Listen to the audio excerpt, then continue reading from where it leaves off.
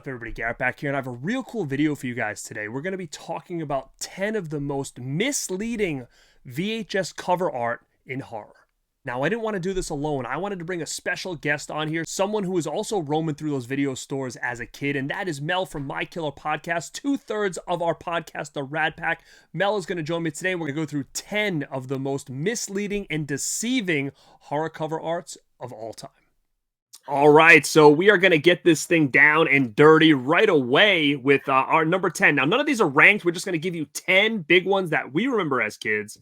And I think it's really cool to start off with one of the big three franchises, at least to me. I know you're not the biggest Friday the 13th fan over there, but me, it's honestly like my favorite of the big three. And I know you find that kind of surprising. I'm surprised by that. I'm 100% surprised by that. I don't know why, but it's your least out of the big three? Yeah. Why though? I don't know. Jason is just not fun. I don't know. Maybe it's because I saw Halloween first, and then I felt like Jason was just like a ripoff of that, and then it made me mad. I don't know. Well, I guess in hindsight, it could be looked at as that because Halloween did come I mean, first. It technically is, right? Sure. When they made the first Friday the 13th. Right. They weren't expected to go this route of a hockey mask slasher, I guess. But you seem like a Michael Myers guy to me. I like Michael Myers, but I think what it was is I feel like for me, I always felt like as the Halloween movies kind of kept going, to me, it got less interesting. Like it felt like a lot more low budget. The Myers mask kept changing, and I wasn't really a huge fan of some of the later ones, and just didn't really feel the same. Like, you know, I've kind of grown with 4 a little bit, but like I think the masks in part 4 and 5, to me, he always looked kind of goofy looking, like a big doofus with the masks they chose. So like I really couldn't take those two that serious for a long time.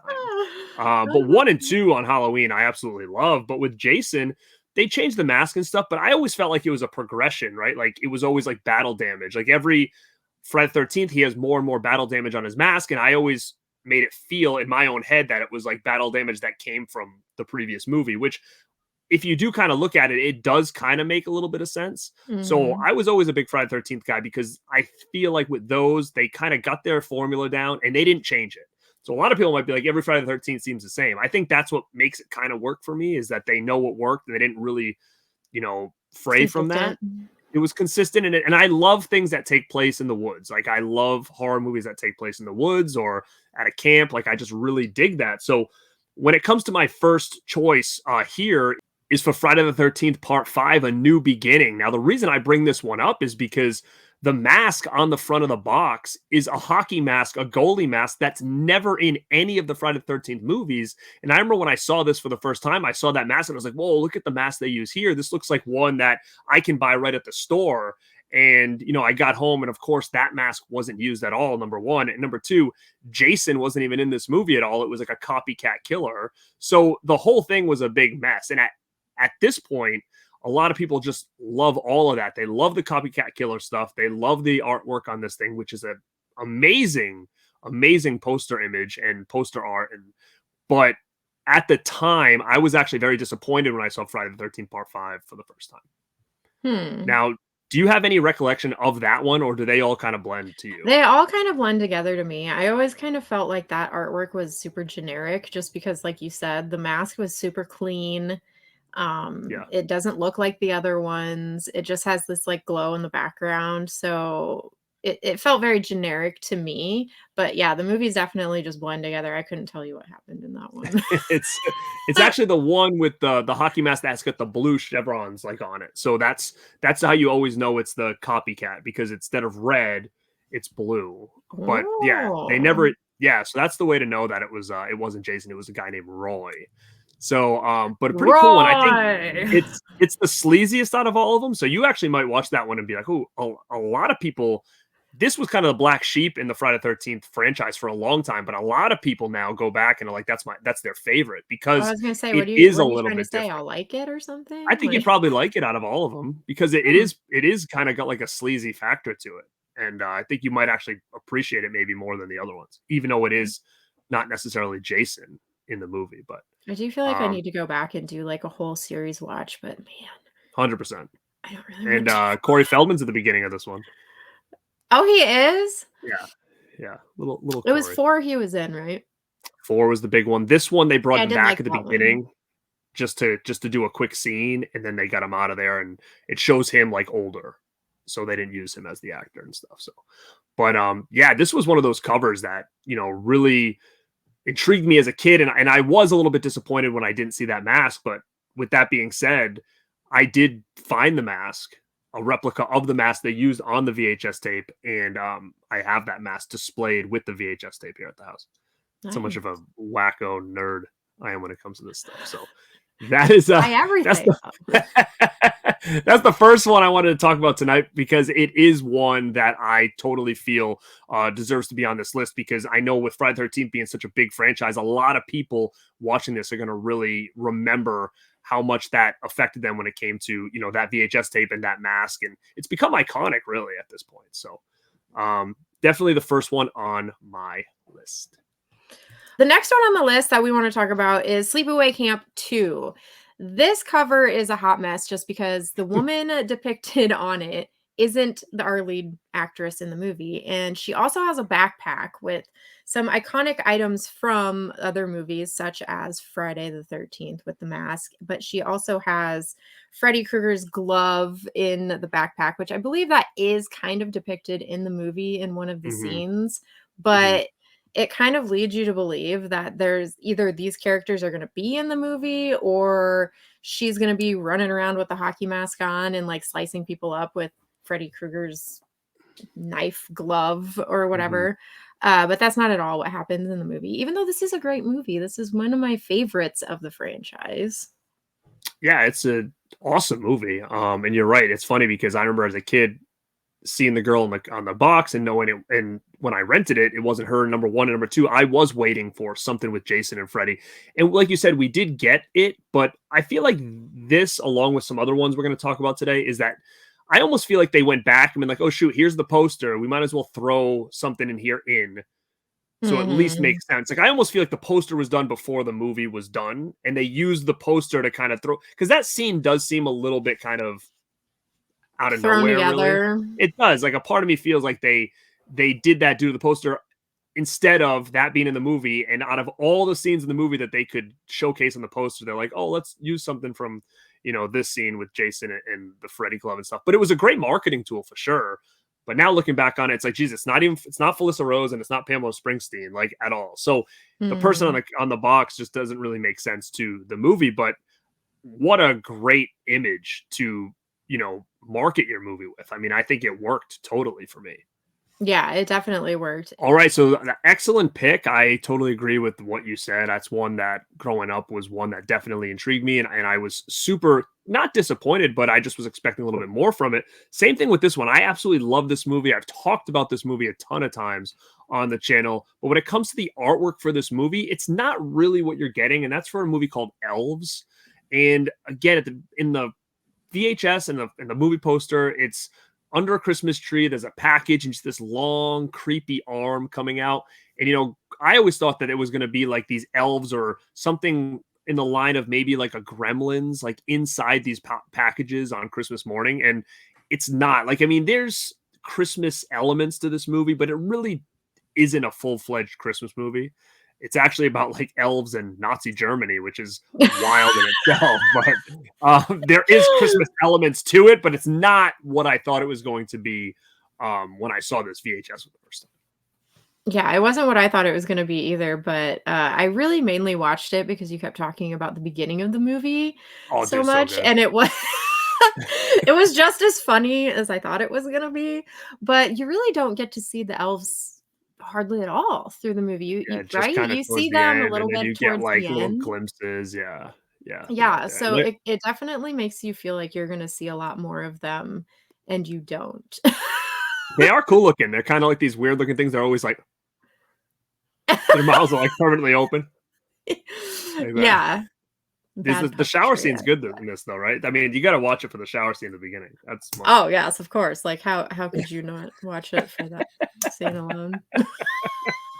So Elves is definitely one I had to bring to the table on this. And if you guys haven't seen this movie, I highly recommend it, regardless of what the cover art looks like. But it's one of those so bad it's good movies that I've been at Terrorvision and all these other companies to bring this thing out on HD and some kind of Blu-ray of 4K, but it just doesn't seem like there's proper elements available for them to do that, because I think this would have been one that people would have definitely brought to the table, because this hasn't seen physical media since VHS. So it is pretty crazy that, it's still sitting on the VHS floor and hasn't come out since. So that's my second pick, which would be, I guess, number 8 of 10, and that is Elves. Nice. That's a good pick. The next one that I want to talk about is Dead Alive. So this is this is one of those movies that I always remember going into the VHS store, or Movies America is what it was called, in my hometown, our video store. And I would always see this one on the shelf and just be like, what is that? Because it's just a face of a lady. Her eyes are kind of weird, and she's opening up her mouth, and they're like, do it. I don't even know. Do it. It's like supposed to be no. Do the picture. I can't, because I don't have a little skeleton to put in there. I'll edit it in there. Edit it in there.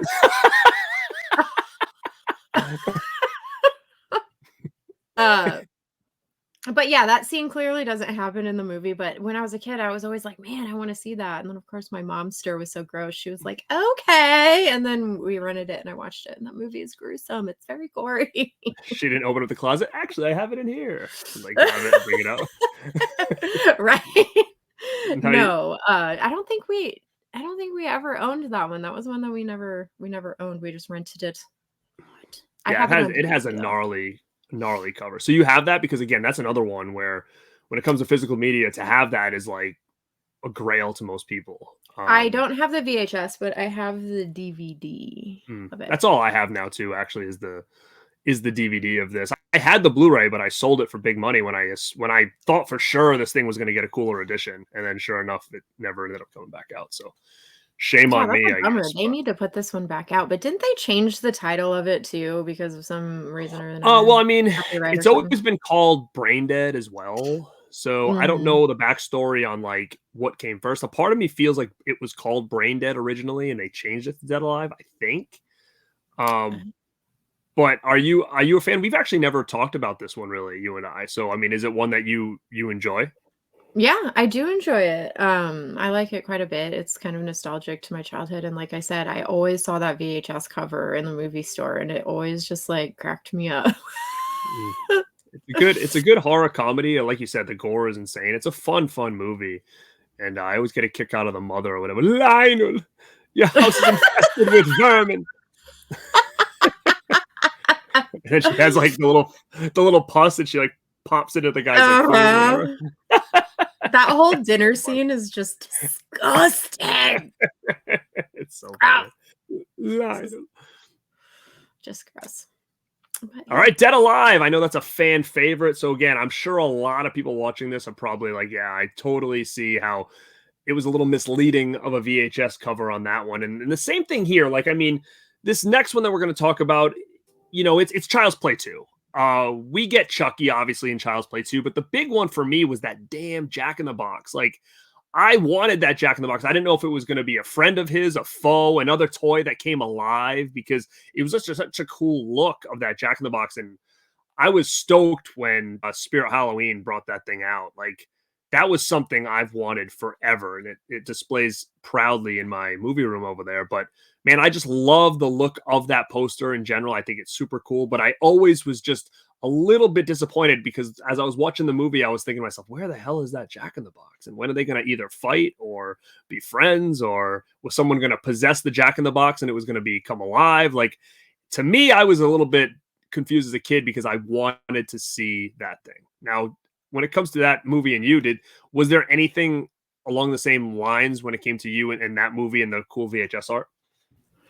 Yeah, I too kind of wondered where the Jack in the Box was. It definitely had a Chucky versus demonic toys feel to it, like I thought maybe they were gonna battle it out, because he's holding these like giant scissors, right? And he's about to like cut the head off of it. So I was like, this is gonna be some epic battle, and no, the thing's not even in the movie, and nothing ever happens with it. So this is another one that's like a true it's a true lie. They really misled us with this one. But I kind of want to know the backstory as to who made that decision and what their thoughts were about it. Yeah, for real. I mean, I think it would be very interesting to kind of find out who designed that concept and why, but I think it works. And going through a lot of these, we'll talk about this later, but man, as much as these were misleading and deceiving a little bit, all these 10 are looked back as like iconic pieces of artwork. Like, and that's what's so crazy about it, because it is something that's so different than you're getting in the movie, but they're all considered pretty iconic when I look at this list. Yeah, for sure, especially Chucky 2 or Child's Play 2. That one is by far the most iconic out of the ones that we've talked about thus far, I feel like. 100%. Speaking of iconic posters, another iconic poster from back in the day is Ghoulies. I'm actually wearing the shirt. Thank you. But the cover of Ghoulies has the little green guy popping up out of a toilet. And I don't know about you, but when I saw that, I wanted to see that part in the movie. It wasn't in there. That part did not exist in the movie. Were you very disappointed, actually? So I was super disappointed. I totally agree. I mean, that is probably, outside another one we're going to talk about later, is probably one of the most iconic VHS covers for me as a kid. I mean, being a big fan of Gremlins, going to the video store and seeing this little gremlin-like guy popping out of a toilet. I mean, that alone was like, what the heck is this? I need to see this. And what's interesting, like you said, is it's kind of in the movie, but it's not done the same way it's done on the poster. So the poster was actually made before the movie was made. So that's another one of those situations where they created this poster for this movie, and then as they were making the movie, they said, oh shoot, well, this poster has this thing coming out of a toilet. So really quick, when all this madness is going on, we're just gonna do a quick shot of this thing head popping out of the toilet. And on the cover, he has like he's got like clothes on the poster, right? Yeah, he has like this really weird outfit on, and he's like, it looks like he's just standing in the toilet.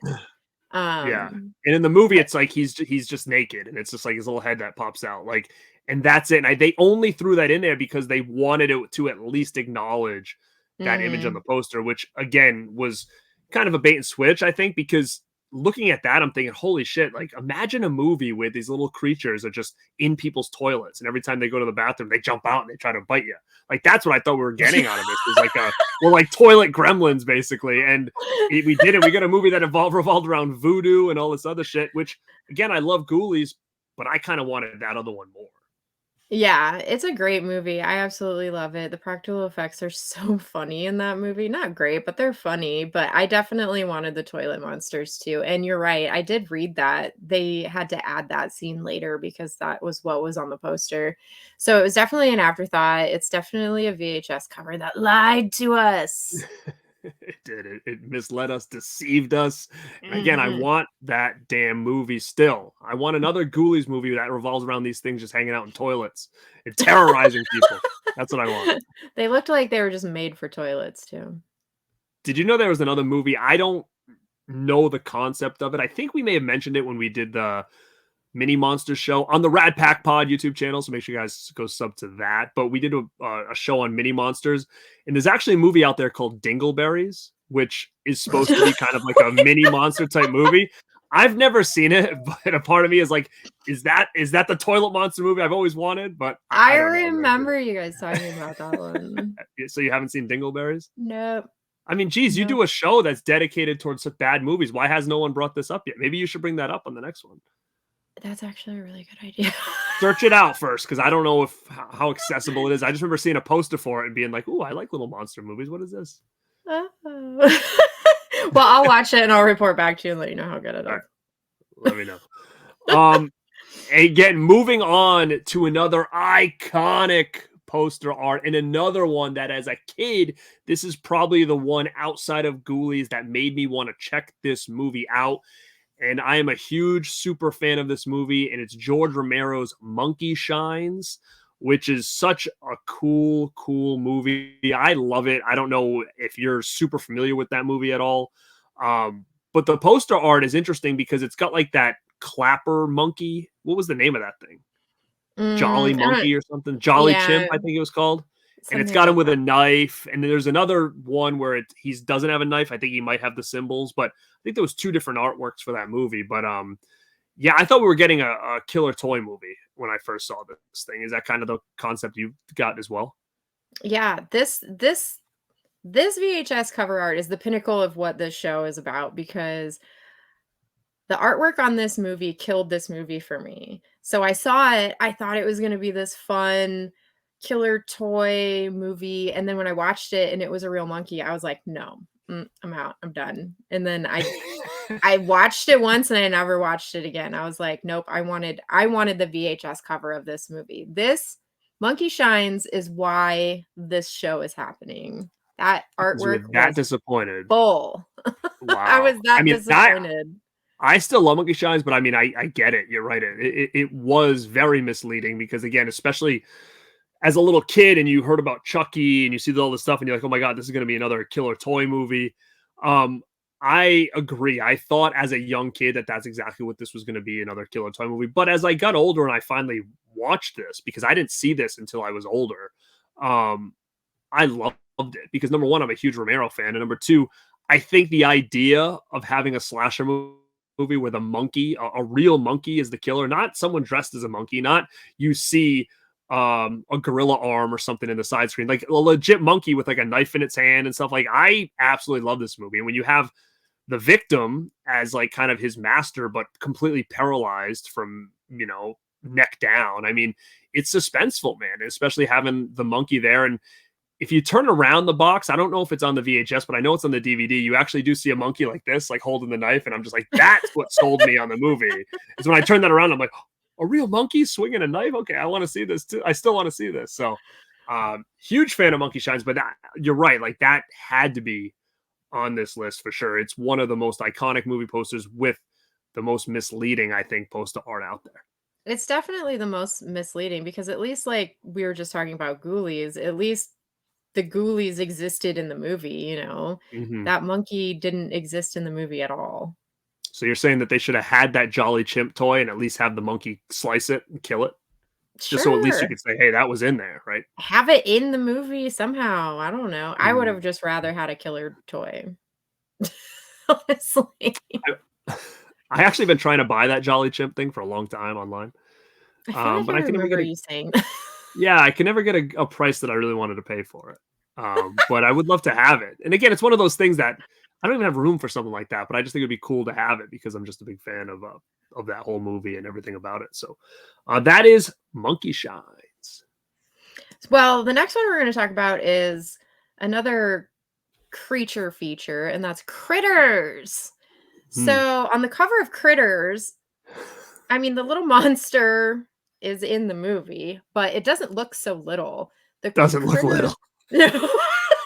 The critter on the VHS cover is huge. It's like the same size as the road it's standing on. It looks Hmm. ginormous. So you think you're going into this movie with these giant, animal-like looking creatures, but then when you watch the movie, they're just like these tiny little fuzzballs with like really mean faces. Yeah. And there's a ton of Big fan them. of Critters. There's a ton. I'm a huge fan of Critters. I know you are as well. We have the Critters. We have some Mhm. Critters. I have a Um, critter. But you're right. I saw this VHS tape a lot as a kid, and it's one of those ones that really stands out to me as far as the artwork. But I never watched it until I was probably it was probably the early '90s because what made me really want to finally rent this thing and have my parents rent it for me because my parents weren't like yours in the sense where they were just handing me horror movies. Like, it wasn't happening. I had to like go through like a process of like, okay, you can watch this. This is kind of like this. So a lot of these gateway movies that are going to lead into a lot of these horror movies. Well, what got me to finally get them to rent me Critters was from the Teenage Mutant Ninja Turtles movie. Because in that movie, they show Raphael coming out of Critters, and you see the movie poster in the background. He says, "Where do they come up with this stuff?" And I was like, "I gotta see this movie finally." Ninja Turtles watched it, and I thought it was gonna be the size of a Ninja Turtle based on the cover art and the poster art. I was like, "Oh, it's gonna be like a big animal type thing," and like we Mhm. said, sure enough, it wasn't. It was a little bit more of like these mean Mogwai looking things or whatever, the small little creatures. But I do think it was a little bit deceiving as well because they do look like these big, furry monsters on the box art and on the one sheet. Mhm. Now, do you remember that scene in Turtles? Yeah. Oh. Actually, this is not the first time that I've, heard you talk about that specific scene, so I do Oh. I do remember it now. So basically in this whole conversation, you basically have told me a couple times that I'm just a broken record, right? I What did I no, say? I Right. listened to it over and over and over again with a smile on my face. Yeah, so you enjoy my story, my repeating stories, and you're in the back of your head like, "This dude needs new material, man, because I've already heard all this shit before." I would never tell you that. I would let you go on with your story and be happy. Oh, man. Alright, well, hopefully, this next one, you haven't heard me talk about too much. It is one that I love, and I actually do have a story with it. That is Troll 2. Now, Troll 2 is one of those things that I actually kind of saw the movie before I actually saw the VHS artwork, and I was still kind of misled and deceived by what I saw. So, brief story is my aunt had HBO and Showtime and all these channels that I didn't have as a kid. So when my brother and I would go to her house, it was usually in the summertime. She would babysit us while my mom worked, and she didn't give a shit what we did. So we would get the little boxes of like, do you guys remember like the little boxes of cereal that would come in like a 6-pack, and it was always like different like Fruit Loops and all this other stuff. She used to buy the Mhm. set all the time because we never could eat that kind of stuff at our house. Like that didn't exist in my world growing up. So when we'd go to her house, we'd go nuts on those little boxes. Like I'd get Fruit Loops, he'd get like Cocoa Krispies or whatever the hell they were called, You can and still we'd buy party. those. Those still exist, those little I things. That's just saw funny. them at the store the other day. Oh, now that you say that, I'm gonna like see them everywhere. I'm thinking, did you eat those as a kid? I remember having them once or twice, but my parents never bought them. Oh, they weren't So I big don't into that. remember when I had them, if it was, like, at school or what it Because was. there was two in there that I always am like, I ate them and enjoyed them because, like I said, I never could eat that kind of stuff. But then I didn't really like them, but I kind of forced myself to like them because I knew I was eating something I wasn't supposed to eat. What do you think of corn pops and honey smacks? Do you remember those? Oh my god, I loved corn pops. Oh, I you're a don't big know what corn pop honey fan? smacks are, but I liked corn pops, Like yeah. I like them, but it's like now the idea of thinking about it, it's kind of like sugary popcorn balls type of thing. Yeah, that's what it was. But I loved who those. like is there people out there that like are those still around? They've got to be, right? I don't know. Like Now which that you say that, it family makes out me there are want buying some. like boxes of corn pops and just like having them in their house? Like do you I just don't see that that's a normal thing. No, I don't know. I don't buy cereal, so I don't know. Yeah, I don't really either. So I mean, I Blueberry like it. Morning was I my just don't jam know. for a while, but that's more like a granola cereal. Yeah, trying to be Like an somewhat adult healthy. high fiber. Yeah, like I'm still eating cereal, but I'm kind of trying to pretend I'm healthy over here It had, like, instead of sweet really little getting. blueberries in it, so it was good. Oh yeah, it's good. Yeah, I loved cereal as a kid. I just, I mean, if I had a choice, I'd eat Captain Crunch all the time, but unfortunately, I just can't do that. Oh, that shit would But tear your mouth up. yeah, it was good though, so That's good. why the corn pops were where it was at, because like, when they got all A little soaked up in the sog, milk, they were, like, soggy and slimy kinda. kind of like suck them down. You you could gulp them down. You can gum 'em. So the Oh honey boy. smacks were like those ones with like the little frog on it, and they were like a weird maple, like I don't know what the hell the little shape was. You don't remember that? I don't. Oh, it was kind of a weird taste. It almost tasted like maple syrup or something like that. I never was a big fan of those things. They always had a weird consistency. Like you'd bite them, it'd be like wicked hard, like mad hard. Like you really had to Hard. really Okay. try to bust those things through with your teeth. Yeah. No, then I don't know. I was Wow. thinking maybe they were like the ones where they were the little bean size and they kind of had the texture of styrofoam, but they tasted And, like honey. What were those? oh, it was like it almost looked like a was it honeycomb? Is that what you're No. thinking of? Those are the ones with little holes in it. No. Yeah, that's the one that actually looks like a honeycomb. Oh yeah, it does.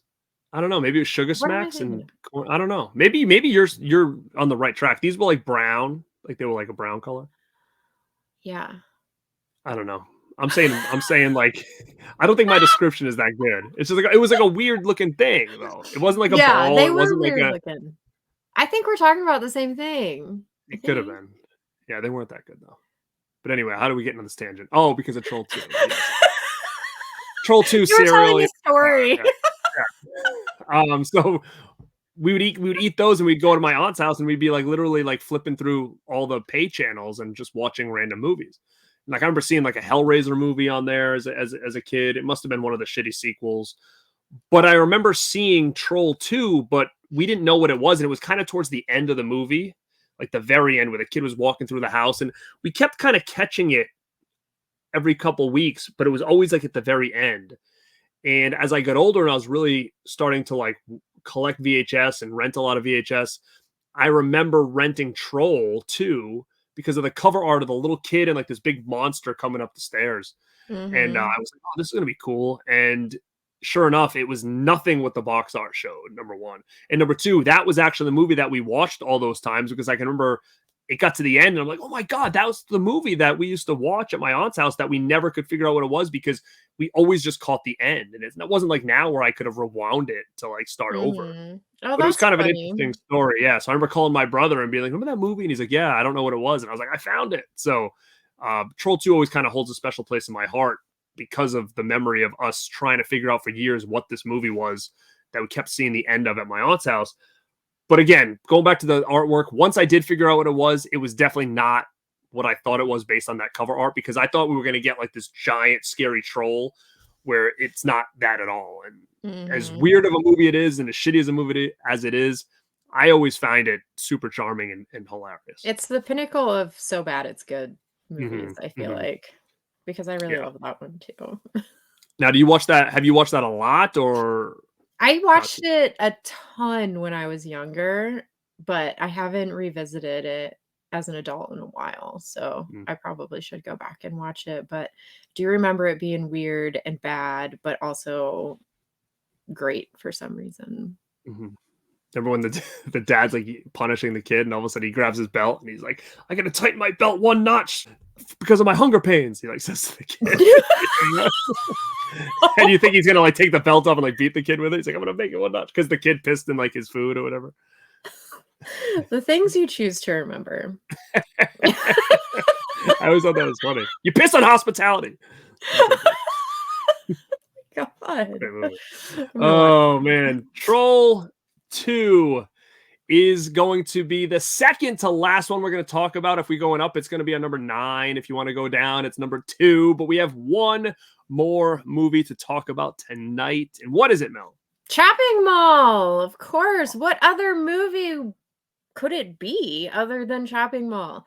The cover of this movie is very deceiving. It is a robotic arm holding a shopping bag full of parts, body parts, it looks like, through the little hole, like eyeballs and stuff. Very deceiving because when you watch the movie, the robots don't look like that. No, they don't look like humans. That's for sure. They don't look like that at all. They're very rudimentary, simple, stereotypical kid toy looking robots that shoot laser out of their eye piece. Yeah. But the cover of the movie makes you feel like it's going to be some kind of, I don't know, Terminator style of robot where it has like almost a human like arm. And that's not at all what it was. Yeah, I always thought to myself, even with the name and the way the logo is, I'm always like, oh my God, this is going to be like some kind of mall slasher movie where this guy's just like chopping people up in the mall and all this stuff. And it's not really what we got. We got, like we said, it's security robots that kind of go haywire, and it's definitely not what it may seem. But the poster art, like all the ones we talked about tonight, is iconic as hell, and it's such a cool looking image, and it's one that I would love to have like hanging on the wall because it is so iconic, and it's just such a rad image in itself that, again, I love Chopping Mall, but I kind of want to see that movie a little bit more and kind of see what could have been if that is what we're getting, where this guy's slashing people throughout the mall with like a robotic arm and then walking around with all their body parts in his shopping bag or something like that, and moving on to the next store and killing someone else. Yeah, that one seems more gory than the one that we got. For sure. Yeah. So those are 10 VHS movie artwork. I mean, or poster art or anything, but we're saying VHS because as kids going into those video stores, these are the images that we would see. and our brains just kind of come up with what these things could be about. And we finally got to watch them. We realized it was a little bit deceiving and misleading to what we actually got. And I thought this was a real cool topic, and I will give Mel full credit on the topic because she did talk about it. And I said, hey, that sounds like a great idea. Let's do it, because you know how we are on the channel. We love going back in time, talking about memories, talking about nostalgia. And what better way to do it is through horror and through the love of physical media. And a lot of times this artwork is how we chose our movies. Back in the day when you're a kid, you have to judge a book by its cover. You have to look at a VHS artwork and decide whether or not that's the movie you're going to rent for the night, because you get to rent 1 or 2 movies and then that's it. And then those are what you're watching for the night. So when you rent a movie that looks like you're getting a super slasher robot and you get, you know, Tonka toy robot instead, it sticks with you, you know, you feel misled and lied to. But these VHS artworks are also important because they're part of our childhood and they're very nostalgic to us. Yeah, and I also think too that even still, I think that poster art like this is a lost art in a sense when it comes to certain movies, because if you noticed, every one that we talked about tonight, none of them were really involved people. Right? Like nowadays you'll see a movie and they'll slap the actors on there of the people that are involved in the movie and a title, and you're not really sure what it's about. And a lot of people are just like, I'll go see this because, you know, this guy's in it. If Jason Statham's on the front of the poster, they know they're going to probably get action, so they're going to go check it out. Right? So it's just very different. This, you had to kind of get your imagination going because it really didn't give you any idea what this was about besides some kind of artwork and a title. So again, I think this is kind of a lost art because, like you said, we did rent and check these movies out based on these images that we're seeing and what we're creating in our head of what these things could be about. And I think that is just so big in the love of especially something like horror that maybe is missing nowadays. I agree. But gang, thank you for checking this out. Let us know in the comments down below, what are some that maybe we didn't talk about? We gave you 10. There's so much more out there, but we wanted to keep this just as tight as possible. Give you the big 10 that we could think of off the top of heads. The ones that we really felt as kids misled us when we finally get to see this for the first time. But we want to know down below, name some other ones that maybe we didn't bring up tonight that affected you, that misled you, and that you feel like kind of lied to you. Yep, absolutely. I want to read those. And she'll answer you right in the back. You got to be quick. Mel will respond to every comment. You know, I'd be hitting up them comments. But no, so before we bounce out of here, guys, make sure to tune in over to the podcast that we're part of. We're 2/3 of a podcast called The Radpack, and we do have a YouTube show where we do all of our episodes in video format, and that is at Radpack Pod. You can find us on YouTube, and we do have a video coming up. The next episode is going to be a versus battle, which is a segment that we do every now and then, and this one's going to be a tag team turmoil, talking about a couple spoof movies. So you guys want to head on over to the Radpack Pod on YouTube and come live with us. And that is going to be Wednesday. What is it, the 29th? The 29th, I think. The 29th of May. And we need a lot of participation from you guys. So definitely head over there, hit that reminder button, and join us on the 29th. It's going to be a good time. Hell yeah. It's always a good time with those verse battles. And I know. I'm excited for Hot Shots. I haven't watched those in so long. I know, me either. It's been a while. I actually might watch them now and be like, ooh, these weren't even that good. I don't remember. Oh no! You know, I don't remember. As a kid, I loved them. I used to rent them religiously as a kid. Like I remember renting them multiple times, both of them. Yeah. So, but we will see. It's been probably about 15, 20 years since I probably watched them. So same. We'll see how it goes. But this is Garrett from Born2beRad signing off. Mel from My Killer Podcast. Go subscribe to her. Like always, stay rad. Stay killer.